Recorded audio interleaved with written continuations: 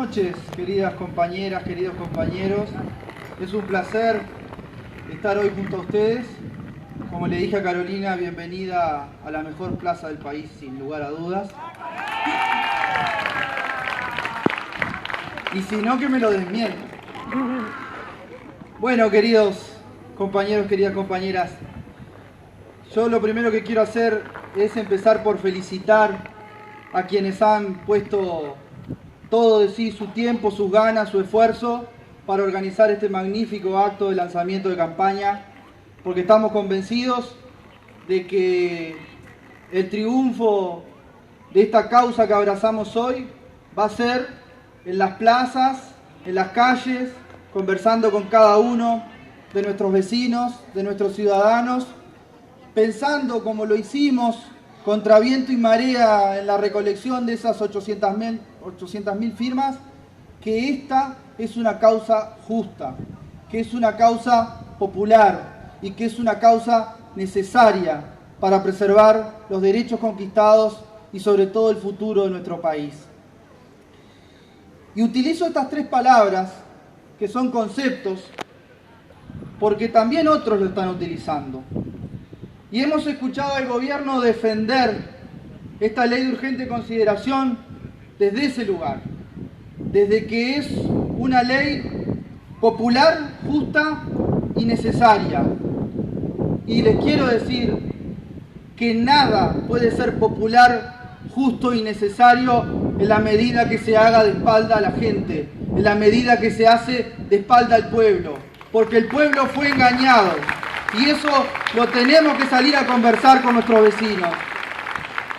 Esta ley de urgente consideración, un mamarracho jurídico para la historia de las instituciones de nuestro país, se dio a conocer después que la gente pasó por las urnas y nunca supo cuál iba a ser la política de gobierno en materia de esta ley, de este ómnibus, como lo llamamos, que abarca desde los recortes en derechos en educación, pasando por el chorizo artesanal hasta la seguridad pública. Nunca antes en la historia de este país, en la historia de las leyes de urgente consideración, habíamos tenido que votar, en mi caso como legislador, un marco normativo que supera los 400 artículos y que lejos está de ser popular, justo y necesario. Y no nos oponemos al instrumento, lo dijimos en su momento. Fue el mismo Frente Amplio que en el 2005 para crear el Ministerio de Desarrollo Social y el Plan Nacional de Atención a la Emergencia Social, lo utilizó este recurso. Y vaya diferencia con lo que se transformó creando ese Ministerio de Desarrollo Social. Y la palabra, la sigla LUC, involucra también lo urgente. Y nosotros nos preguntamos, ¿qué tiene de urgente esta ley cuando se votó sin una persona en las barras del Parlamento porque estábamos en pandemia?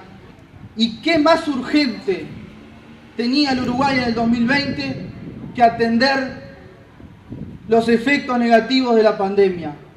¿Qué dice la LUC sobre la pandemia? Nada, ni una palabra. Todo el marco normativo sobre la pandemia fue por fuera de la ley de urgente consideración. Así que de urgente esta ley tampoco tiene nada. Y como decían las compañeras, es parte de un modelo de gobierno y es un eslabón de una cadena. Y lo tenemos que ver en ese contexto. Porque esto, como el presupuesto quinquenal, como la ley de rendición de cuentas, apunta a beneficiar a esos que el gobierno llama malla oro, a esos que el gobierno cree con su teoría neoliberal noventista de que hay que dejar crecer la torta porque algún día se va a derramar y le va a caer a la gente, a los más pobres, a los que más necesitan. Es entonces que nosotros decidimos, también a través de esta campaña, estar del lado del pelotón y del lado de los rezagados, porque es el lugar que estas fuerzas sociales, que las fuerzas políticas progresistas de este país nos hemos dado hace ya muchos años. ¿Y qué mejor ejemplo, queridos vecinos y queridas vecinas, de que esta ley es regresiva, ¿Qué mejor ejemplo que la actitud que está tomando el gobierno? El gobierno votó este marco normativo y ahora, como los efectos políticos pueden ser adversos, decide en materia de combustible no aplicar la ley. Votó un marco normativo y ahora decide violarlo. Entonces, ¿era tan justo y tan necesario? ¿Beneficiaba tanto a la gente que decide no cumplir una ley porque saca la calculadora electoral? A eso también le vamos a decir que sí al Uruguay y por lo tanto vamos a hacer caer lo peor de esta ley de urgente consideración. Quizás sea por deformación profesional, pero las compañeras maestras y profesoras que recién hablaron dicen algo que yo estoy totalmente de acuerdo y creo que tiene que ser el esfuerzo que todos y cada una de nosotros hagamos a la hora de dirigirnos y de convencer, que es aplicar docencia sobre esto. No es fácil explicar lo que queremos de 135 artículos que tiene de todo. Y yo creo que hay que tratar de aterrizar a lo cotidiano, que hay que tratar de buscar la respuesta de qué es lo que le afecta a la ciudadanía en lo concreto. Y esto de los combustibles es algo claro. Ellas mencionaban los alquileres, los desalojos express, que afectan particularmente a los más desprotegidos de nuestra sociedad. Y que en plena pandemia, en plena crisis laboral, en pleno auge del desempleo, este marco normativo habilita a que los más pobres, a los más jodidos de nuestra sociedad, queden a la calle en pocos días. Y eso tiene que ser un acto revolucionario cuando vamos a hablar con nuestros vecinos y con nuestra gente, porque afecta a los más pobres y a los más desprotegidos. Y creo también, viendo todas las transformaciones que pretende en materia educativa, que hay que salir a conversar con esa maestra, con ese profesor, con esa profesora, a decirle que este marco normativo retasea en derecho, que genera un estatuto paralelo que perjudica la carrera docente, que no va a importar el esfuerzo que cada docente haga para esforzarse, para superarse en su formación profesional, porque todo va a estar supeditado a la jerarquía de la directora o del director del centro. Y estas cosas, que pueden parecer ínfimas o menores, va a afectar a la vida de la sociedad, a los gurises, a los más chiquitos, a los más grandes y a los medianos, a la familia. Y sobre todo va a afectar a la calidad de la educación pública. Y aquí hago un parate para decir dos aspectos, porque, como dije, esto se enmarca en una política de gobierno. Y acá vemos un aspecto central. Hay quienes desde el gobierno atentan sistemáticamente contra la educación pública, atentan sistemáticamente contra las empresas públicas, contra ANCAP. Y eso, el pueblo uruguayo ya lo laudó. Y tenemos que defenderlo. Porque no es una conquista de un gobierno puntual, es una conquista de todo el pueblo uruguayo, que pasó por las urnas en los 90, que pasó por las urnas en el año 2000, en los años 2000, para defender lo que nosotros consideramos un Estado que sea el escudo de los pobres y el escudo de los más desprotegidos. Quienes dicen hoy defender la divisa de don Pepe Valle están traicionando su identidad republicana y democrática, y eso merece toda la condena.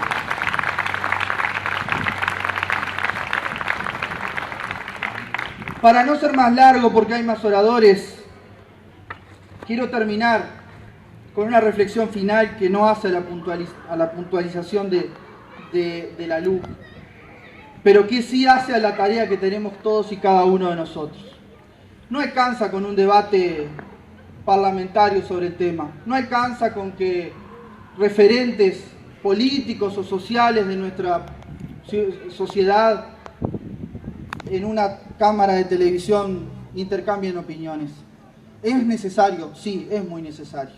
Pero necesitamos el esfuerzo y el compromiso de todas y cada una de los militantes sociales de este país, desde el Chuy hasta Artigas y de Rivera hasta Colonia.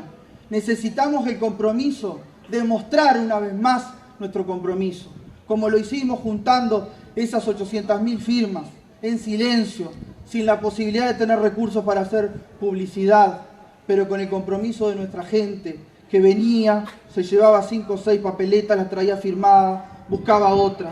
iba al barrio, conversaba, convencía. Y eso yo creo que es posible. Y sobre todo es posible hacerlo desde el respeto, sin agravio. Porque hay veces que nos enojamos, nos calentamos y agarramos las redes y decimos cualquier cosa.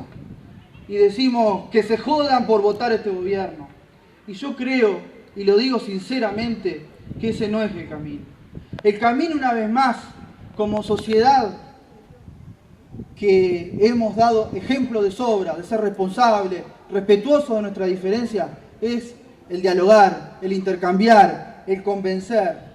Yo creo que es tiempo de aplicar la empatía que necesitamos y creo que somos capaces de estar a la altura de las circunstancias. Porque nuestro pueblo recobra vida cuando está ante situaciones adversas.